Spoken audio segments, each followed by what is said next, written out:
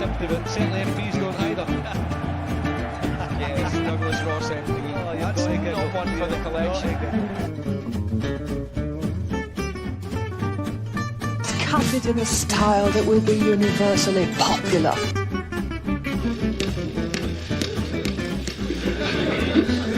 I used to think that Monalot was a fictional character, but it turns out it's actually the First Minister of Scotland. In the name of Stephen Kerr, a potato with more vitamin C than a lemon. I am not a potato. Good evening, everybody. Welcome to the High Ride Show. It's Series 3, Episode 4. This is the week that GP News got it all wrong. Again, we're looking at potentially 4 major candidates now for this position. We've mentioned Ash Regan and Anna Sarwar. Now, they're 2 opposite sides of the party, really. Ash, someone who resigned over that gender reform bill, seen as more socially conservative. Anna Sarwar, seen as more socially liberal. Well, 4 candidates, and Anna Sarwar has suddenly joined the... I'm voting for Annis. Do you know what? and it had to be GB News, didn't it? Like the most right-wing gammon channel out. They were basically saying, "Oh, they all look the same, don't they?" Sawa, Youssef, they all look the same, don't they? Oh, even Chris. I've got a few coming in now. Yeah, it's quite good. Everybody's saying hello. Okay, so we're going to go on to the all-girl band. So they've got a name now. They're called the Sinking Ships. And we are looking for a name for their first album and for cover songs. So if you want to pop that in the comments, that'll be awesome. Don't encourage them. So the Sinking Ships. I don't know if anyone likes their names. I've got a track for you. Settle on the sinking. The Sinking Ships. Sinking Ships. Sinking Ships. The sinking. Here's I've got a track for their album, Psycho Killers. Here's hoping, man. Or if they're not the sinking ships, they're the rats leaving the sinking ships. Hopefully there's a lot of them, man. So in case anyone's wondering, sorry, you're here with Graham Dallas, Sean Moore, and Jim Franken. How you doing? The usual crew. Okay, so everybody's just saying the nasty girls. Never mind Reagan, Forbes, and Yusuf. We've got Jem, Graham, and Sean. Hello from Rob the Scotsman in Wales. Oh, thanks for tuning in for Wales, Rob. I hope Rob's doing his bit for Plaid Cymru down there. Out with the banners with Yes Cymru and stuff like that, man. The evil bands. Rats are jumping. Rats are jumping. Got something here. I was going to call them Uganda-rama. Uganda-rama. I liked just flipping Lady Gaga around and just calling them the Gaga ladies. we got a song there, down, deeper and down. Keep them coming. What's this? The 4 race woman of the apocalypse. Okay, so let's go on to our first thing. What have we got? Let's see.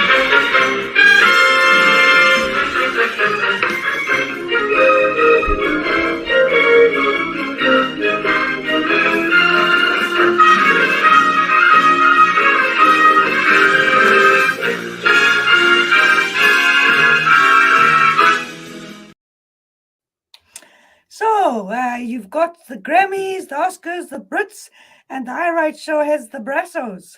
So previous nominations have been Douglas Ross, Question Time, and Ian Murray. You'll never guess which one's Ian Murray. So let's see who's our nomination for tonight. But what you will always get from me is someone who believes honesty and integrity matter. We have to make the case for freedom of movement. We don't want open borders. Freedom of movement has gone and it's not coming back.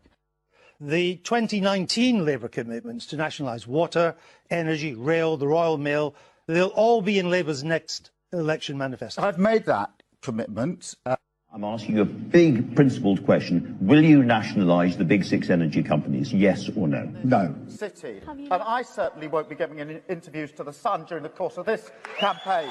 Did you write an article for some newspaper the other day?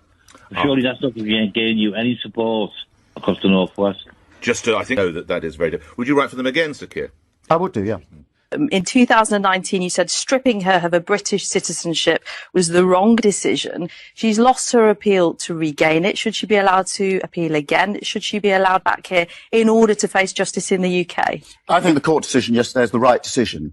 Very clear that the Labour Party in opposition needs to be the Labour Party in power, and a government doesn't go on picket lines. A government tries to resolve disputes. So I'm really pleased to be here this morning supporting the staff at McDonald's who are on strike. But what you will always get from me is someone who believes honesty and integrity matter. You know what? I want to know what Stephen Flynn says about that. Stephen, where's Stephen? Did he have something to say about it? Stephen! Stephen! What the was that? Okay, Sean, your turn. That was, you know what? I was listening to him, just going back and everything he said, flip flopping, and I just remembered a wee thing I've got behind me, man. A metronome. He just swings from side to side. And what do you want to hear? What does the son want to hear? And he just, oh man, absolutely. In fact, he was well just replacing him with a wooden metronome. That's all he does, man. Oh, I mean, you talk about weather vane politicians that go whatever way the wind's blowing. He just constantly does 180s. And say what you want about old Corbyn, but the man stuck to his principles. My God, that's scary. That's absolutely scary when you see that as the great hope, the saviour for the British state, man. What did they say? Honesty and integrity matters. And flip-flopping. Was it Groucho Marx? These are my principles, and if you don't like them, I've got other ones as well. But the one thing that he is kind of sticking to is this. Obviously, trying to be as right wing as the Tories now. And I was looking. I wasn't so much listening to what he was saying, but I was looking at the posters and the flags everywhere he goes now. He's got 2 Union Jacks beside him, like something from 30s Germany with all the big flags and banners, you know. And the slogan, security, prosperity, respect. I remember. Mention the war. I mentioned it once, but I think I got away with it all right.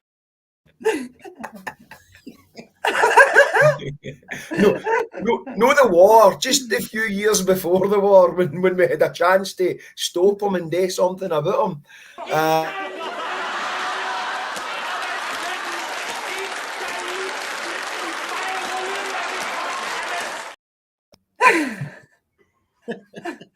The world's most famous Liberal Democrat supporter, man.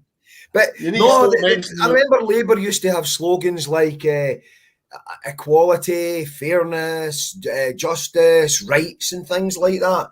Liberty, equality, fraternity. Now it's security, prosperity, and respect. It's all about the law and the economy, and it's the stuff that used to just be the preserve of the Tory dog whistlers, and that's what they're adopting now. Absolutely scary, man. Scary. What do you have England. to say? Hashbury Stumble says England swings like a metronome too.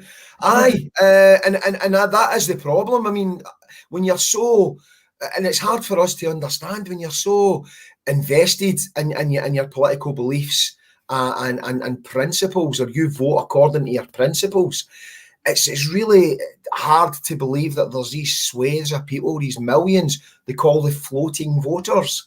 Who will I vote for this time? I don't know. Or they've took 0.5% off something, or there's 5 pence on that, and they change from Labour to, and that really is scary. So England swings like a metronome, and Scotland gets ragdolled in their wake like a wet trackie, man.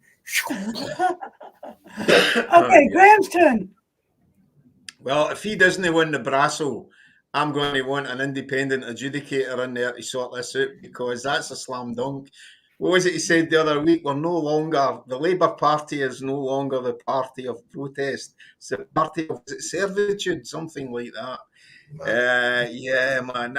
I've got to say, I think in all my lifetime, he is I thought Tony Blair was a bad leader, but I think he takes a biscuit to bowl boy, doesn't he, man? He's just.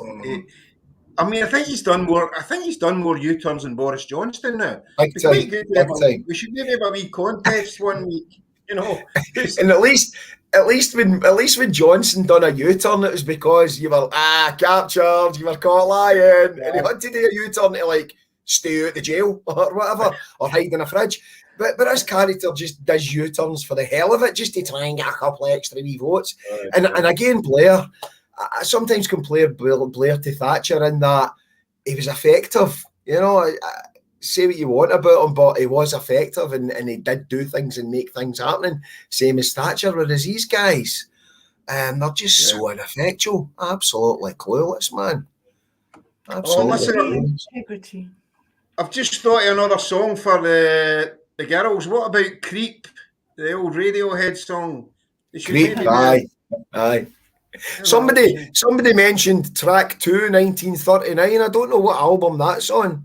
What did they say? 1939. Don't mention the war. I mentioned it once, but I think I got away with it all right. The marching song. I didn't mention it. It was George Neve that mentioned it. Colin McDonald, is it warm enough for flip-flops? I think Keir wears them all year round, man. That's quite an outfit, isn't it? The ermine robes. Lord such and such with his ermine robe and all that, and his flip-flops. Brilliant. Like a big Lebowski, but no just as cool. It's Sir Keir Starmer leading the Labour Party. You couldn't make up, could you? But we never thought I'd have seen that day. Oh dear. Okay, so Graham, what's coming up next? Let's have a look.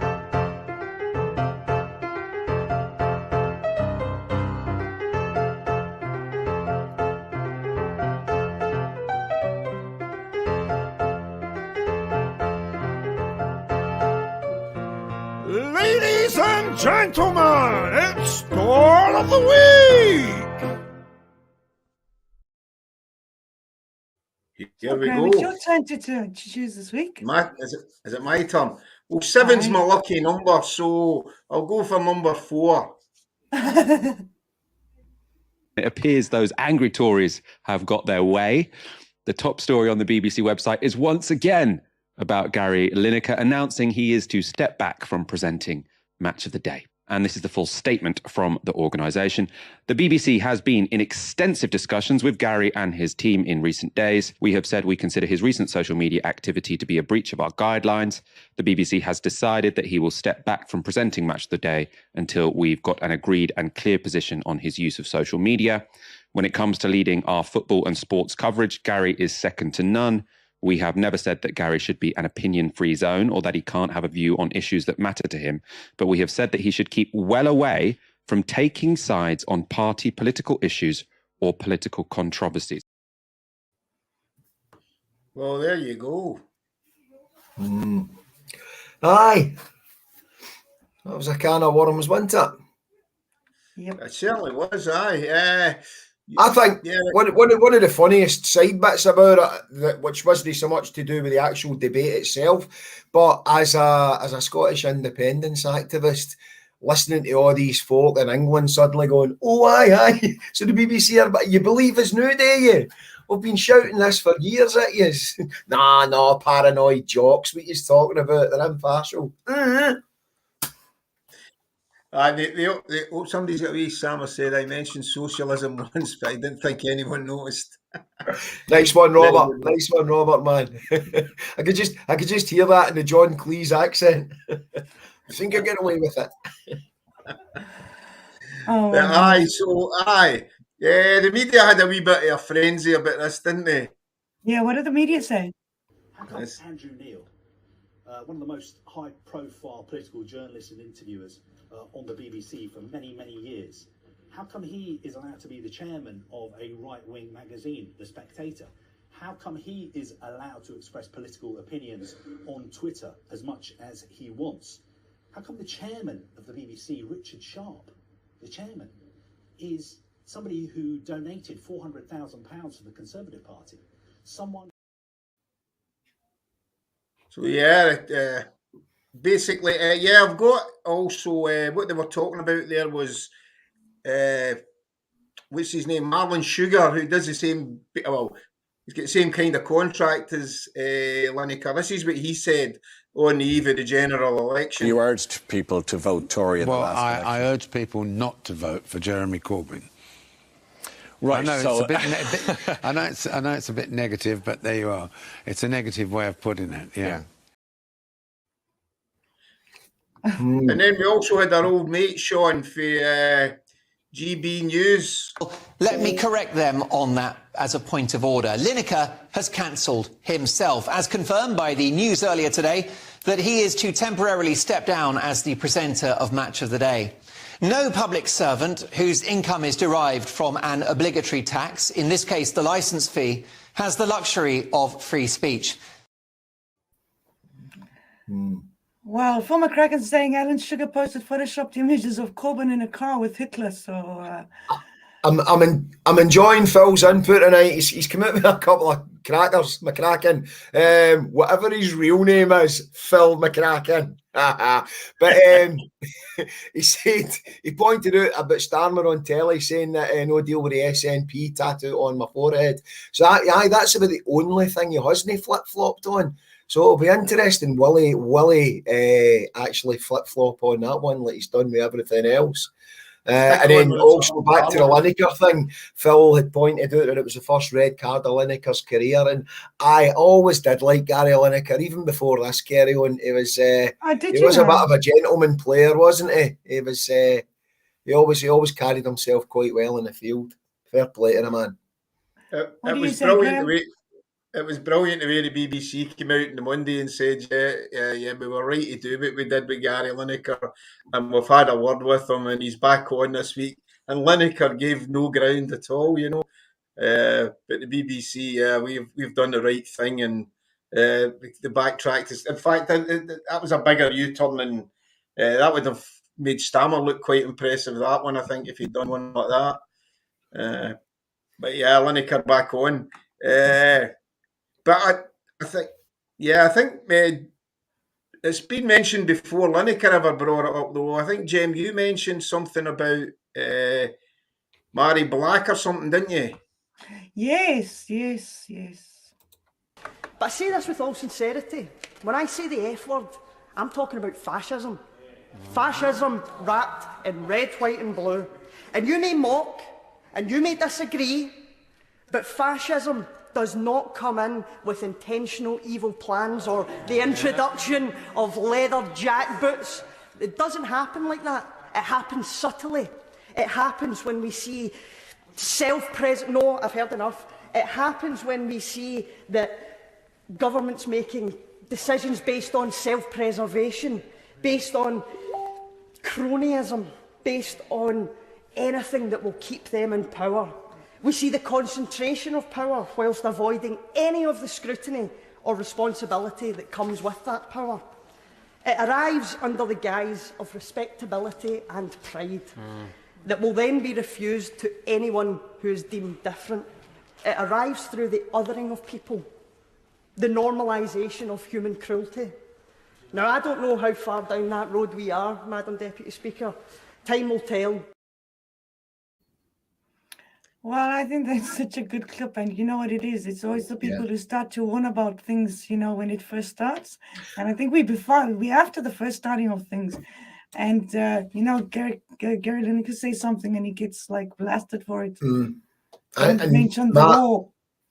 Don't mention the war. I mentioned it once, but I think I got away with it all right.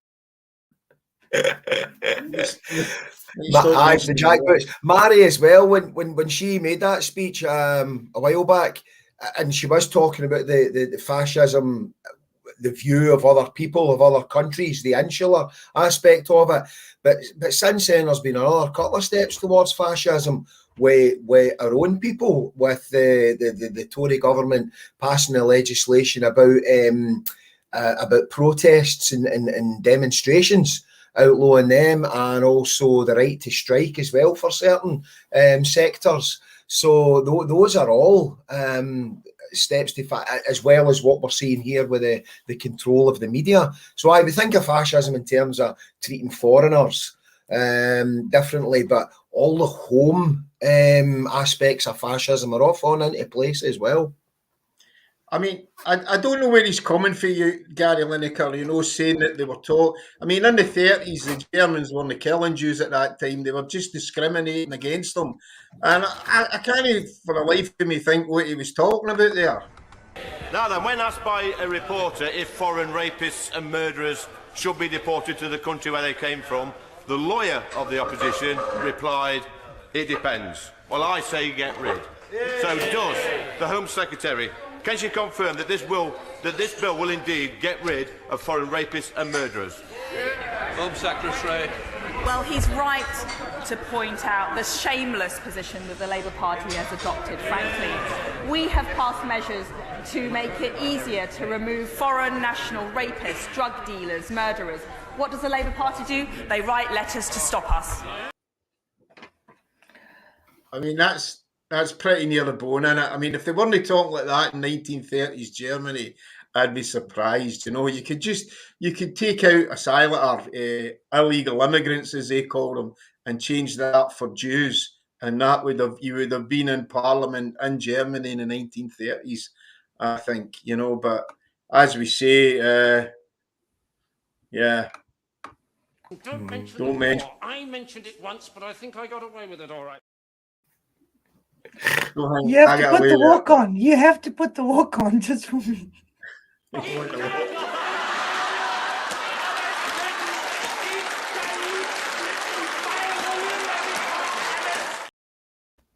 Whenever I hear her saying a speech now, I'm just going to imagine that walk.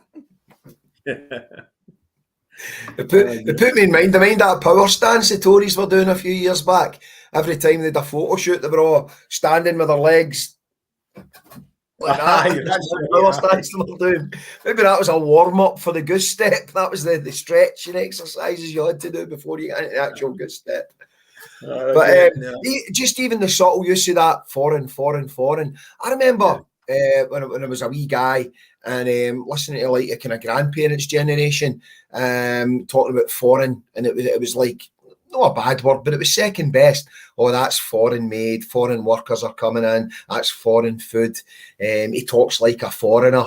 Mind your wee Enid Blyton Secret 7 books and all that when you were wee. Oh, he was talking like a foreigner, it was worth watching. And it was a negative thing. And then you roll on a few, there's been globalisation. A lot of it's negative. But I don't think younger people look at that word foreign now as a slur or as a negative thing. Young people regarded themselves as European until they were dragged out. They have an affinity, they've assimilated cultures from other countries, and it's bringing this back, that all these old gammons, it's foreign, it's not to be trusted. Subtle, sleek it, but effective. This is the classist comment. Was that a clip of John Cleese or was that Rees Mogg? Well played, Andrew. Well played.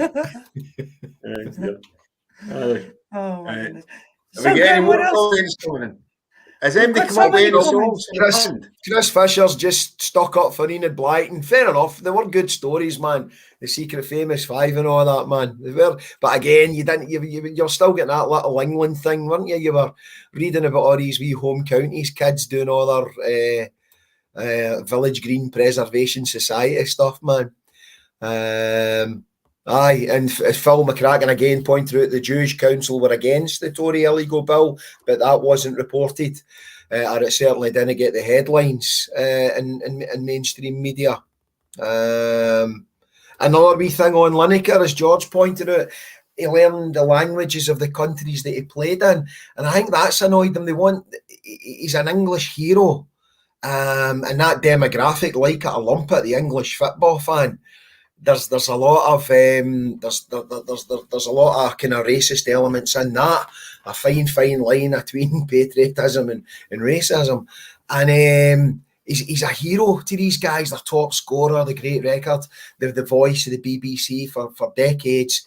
But it doesn't fit that box. He wanted to assimilate. He would go to other countries and show them the respect, show his teammates the respect. They're trying to learn the language, not this little Englander thing. We're Britain and everybody else can copy us. I think they couldn't handle that. Somebody came up with the famous 5-goal canvassing, but I think there's one missing. That's Rees-Mogg. That could be his backing singers, eh? Dear. Yeah, obviously the Labour Party would have jumped all over the Tories for the language they'd been using and defended Gary Lineker, because obviously, as somebody up there put, he was using the language of the Nazis in the 1930s, and the Labour Party came straight out there with a statement. They weren't messing about. I think some of the language that Gary Lineker has used in the last 24 hours has been really very unfortunate. I think that he went too far, but what the BBC does about it is frankly not my business. It's not for me to tell the BBC what they do. But somebody else in the Labour actually... Aye. Somebody else in the Labour Party came out really strong against him. She says she's got nothing. Well, let's see. What did the Tories say? Yeah. But that ties in with the last week's clip, though. We are no longer the party of protest. So it's like, is there nothing worth protesting about? Even when it's something as serious as this, you'll know stand up and be counted. Well, it looked hard for a politician that had anything to say in defence of Gary Lineker. And to be honest with you, tell me if I'm wrong here, but this is the only politician that I could come up with. Nicola Sturgeon. As a strong supporter of public service broadcasting, I want to be able to defend the BBC, but the decision to take Gary Lineker off air is indefensible. It is undermining free speech in the face of political pressure, and it does always seem to be right-wing pressure it caves to. You know, at least she came out and spoke about it, which was fair play to her. I had a wee look to see what the Labour Party in Scotland, maybe they took a wee bit of a stronger line on it. I got our old pal for last week as well, who's up for a brasso. I think he's putting in another wee pitch for it here. Ian Murray. Maybe the BBC should cancel Match of the Day, as that would demonstrate to fans and wider public the dreadful consequences of having no BBC. A conclusion the Tories ultimately crave. They are systematically destroying it all. We lose the BBC at our peril. It is the world's best by far. Ta-da, ta-da. There you go. So that's your man that said under no circumstances would Labour support a Scottish referendum, even if the polls were saying there was a vast majority, under no circumstances, because they would preserve the British state at all costs. So he's not getting into the argument there about the migrants. He's not doing what a Labour guy you would hope would do and stand up for the voiceless and the weak. He's not done that. He's just he's reframed the whole argument as how do we protect this great British institution, which when they get in can do their dirty work instead of doing Tories' dirty work.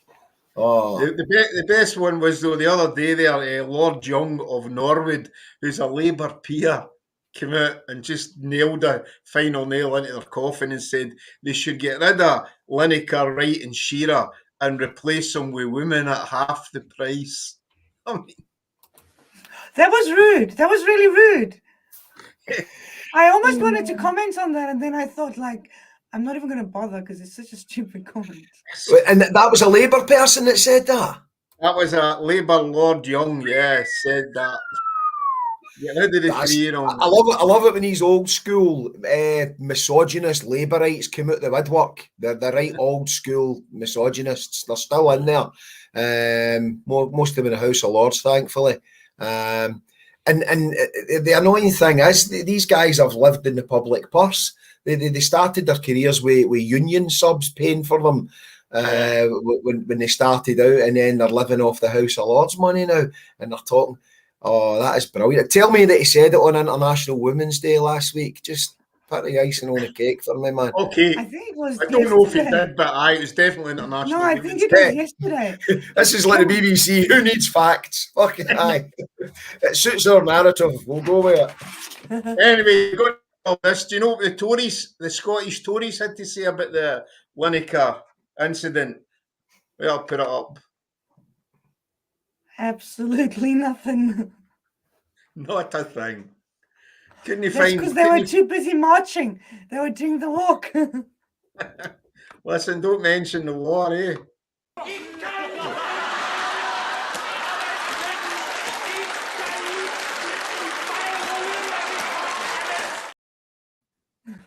That was small coming into the chamber there, I think, wasn't it?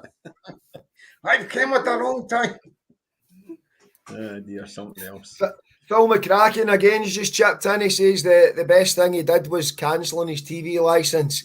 It is very liberating, isn't it? But what I would suggest to people, obviously, it's very, very expensive times that we live in. Everybody's tightening the belts. But if you're saving that 140 odd quid or whatever it is a year on the TV licence fee, I think just sending a few quid a month to Independence Live, you're still making a saving.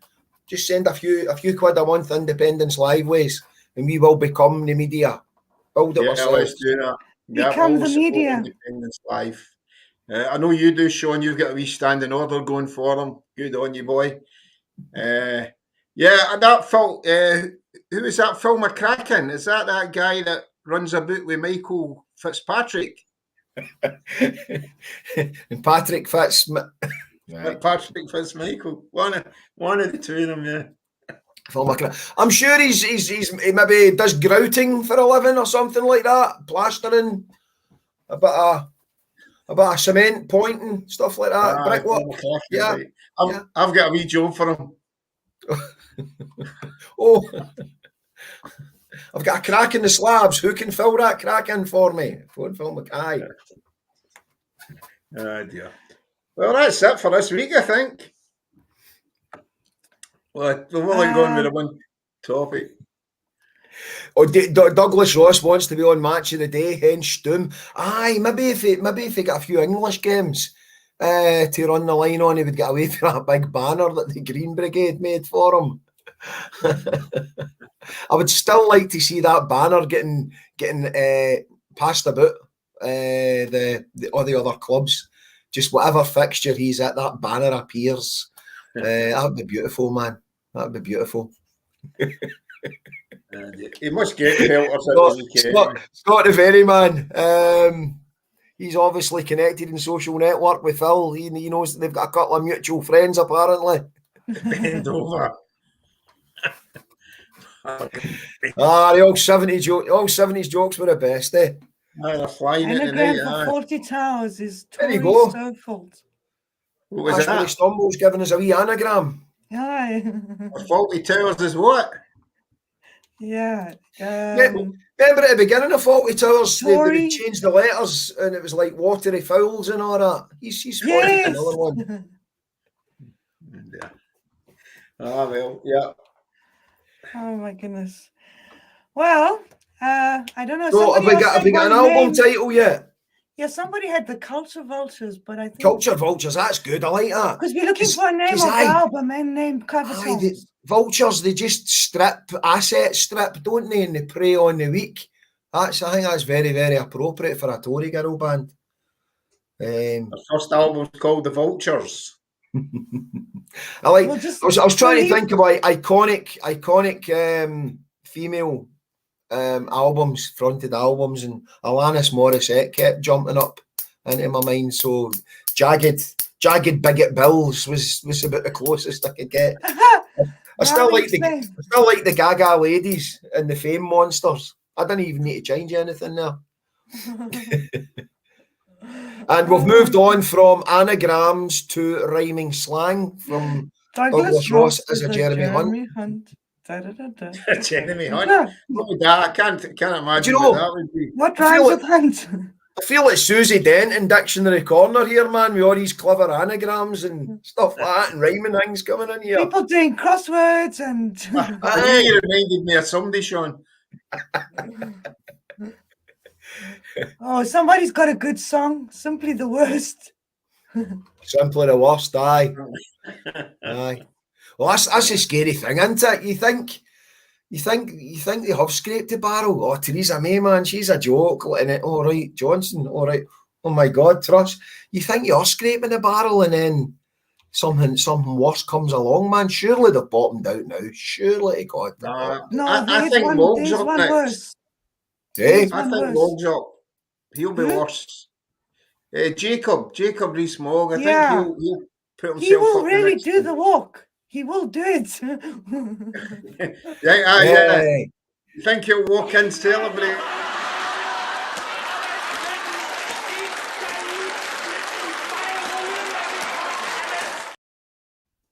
The thing is, when you talk about the language of the 30s, with Rees-Mogg, it's the 1830s he's referring to.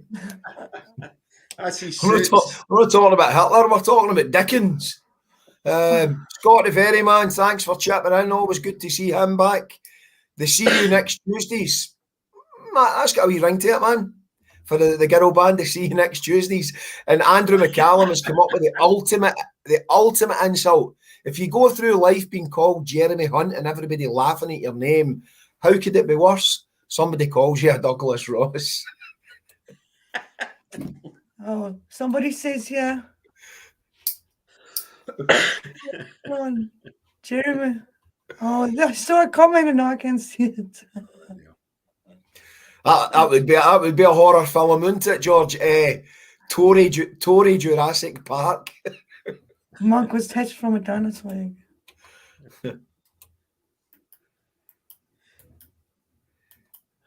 Okay, getting back to the cultural stuff, Hashbury suggests that we check out Edgar Broughton. You liked a bit of old blues rock, didn't you, man? I did, the Edgar Broughton. I remember the Edgar Broughton band. I met up yours. It was, yeah, that's a good one, aye. For the Wilson Heath election. So I take it this guy was pro Wilson Heath or whatever, no? Or pro Wilson anti-Heath. I was wondering which side Edgar Broughton was on. Was he anti-Heath? Was he anti?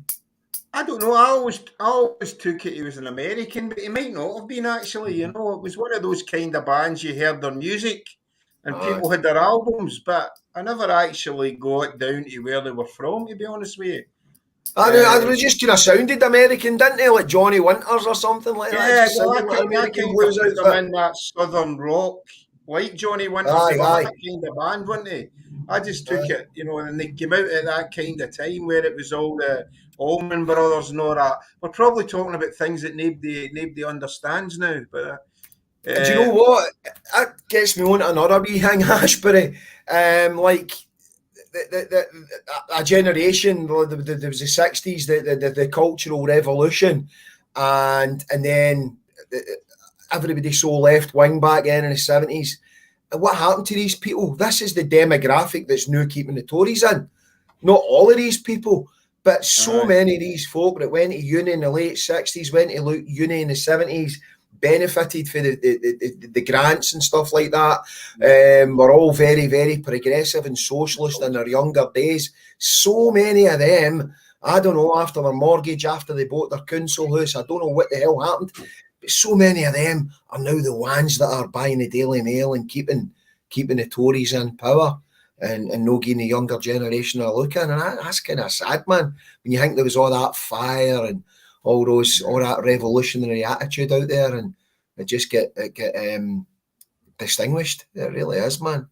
But I'm glad we've kind of moved on to music now, because somebody mentioned when they mentioned Ted Heath, and we were talking about boats, and I was just going to go down that road with the Ted Heath and the boats. So thankfully I've been distracted for that, and I'll not say anything that gets us taken off the air. Oh, we'd be straight off the air if you mentioned that boat and what happened on it here. Okay. That's life-threatening stuff, that, when you go down that road. But anyway, I don't want nothing to do with that. I've got a few years to go yet. Oh my goodness, the comments are coming in fast and Aye, furious. the Commoners Choir came up with a good song. These are the Bastards. Remember Alan Bastard, and you thought Rick Mail was really hamming it up, and he was being so exaggerated. You're like, I know the Tories are a bit shady, but they wouldn't get away with that. Oh no. 10, 20 years later, man. I think the likes of Clegg and all and Shaps and all these guys, I think they watched Alan Bastard and thought, yeah, man, that's what they thought that was a careers video. So they did. Do you think that's a training video for the young Conservatives? Aye, when they go to their meetings, they get to watch, the series. This is how to become a Conservative politician. That and learning Jen's goose step. That wee video you keep putting on. Oh my God. Whenever I hear Suella Braverman going on and on and on, there comes up in my mind this walk, because. Oh, Suella Braverman was now. I mean, they were talking about them being murderers and rapists. Apparently, all the police the chiefs Tories are telling them that they're all drug dealers. So they're murderers, rapists, and drug dealers. Now, I find it difficult to say asylum seeker now, because they've just been pushing out illegal immigrants for so long. It's difficult not to say that. You've got to work hard at it. Alan Bastard's the father of Dominic Raab. Aye, could be. Brilliant. At the very least, the Godfather, aye. The role model.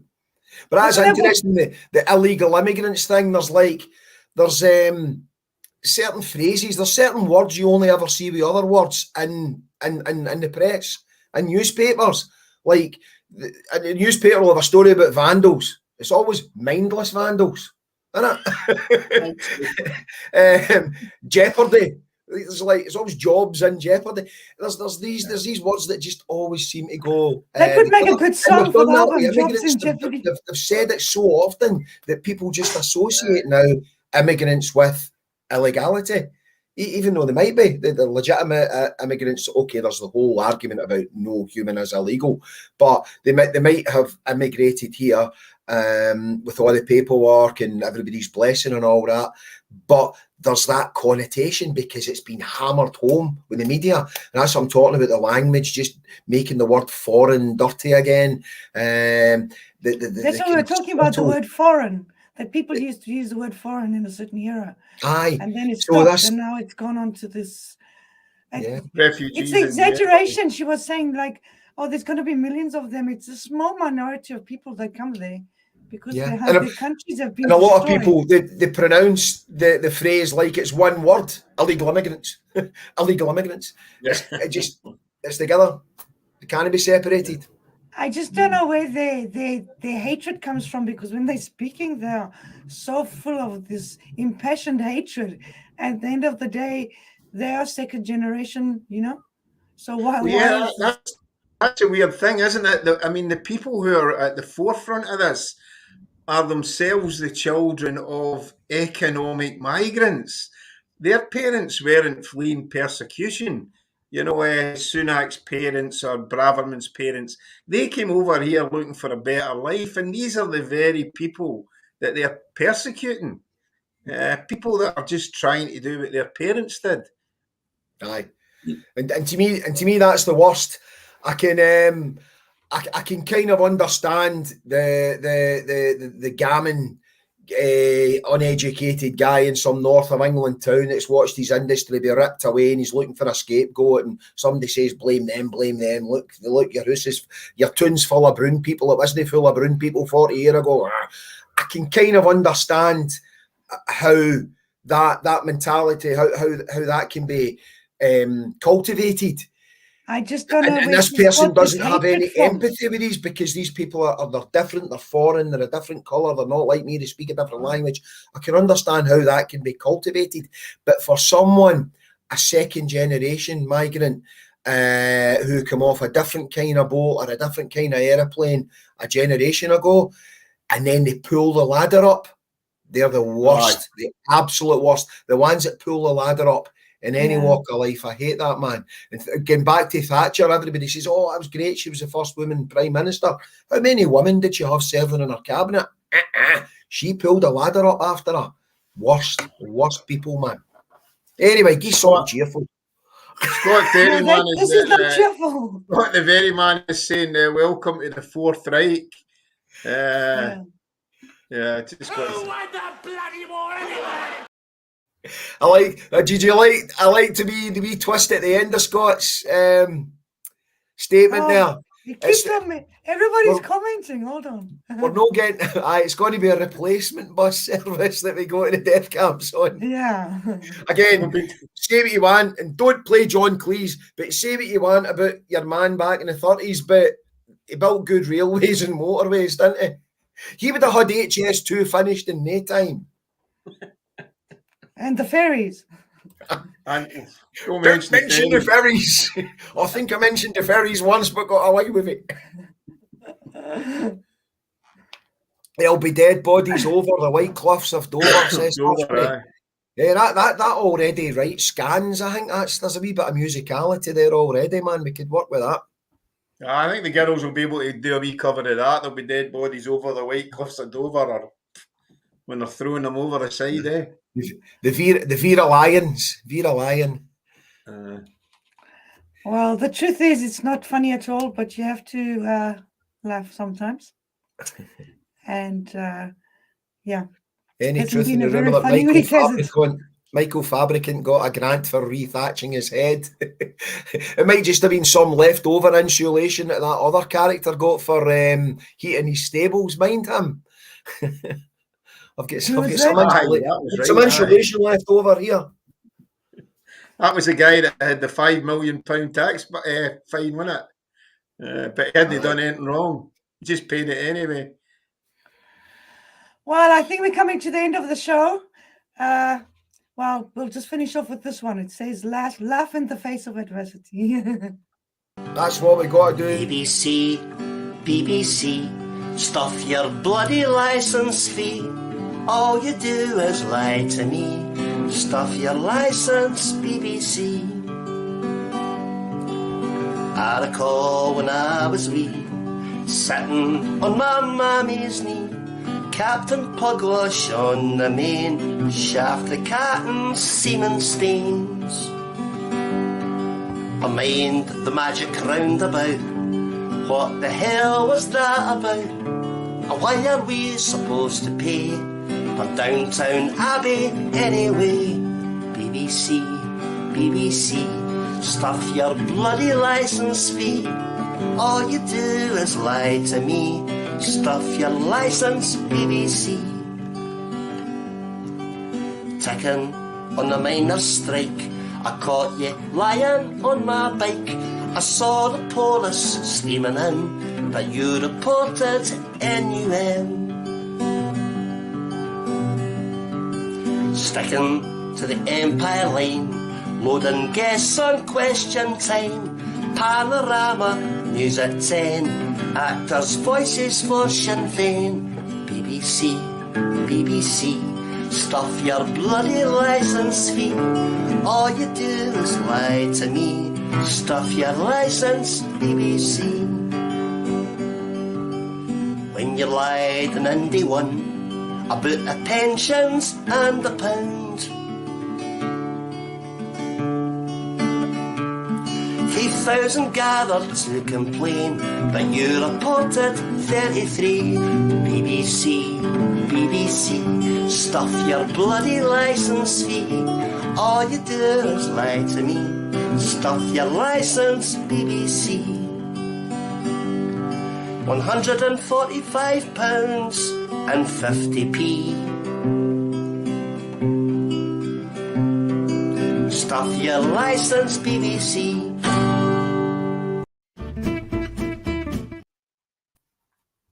Bye. Good night.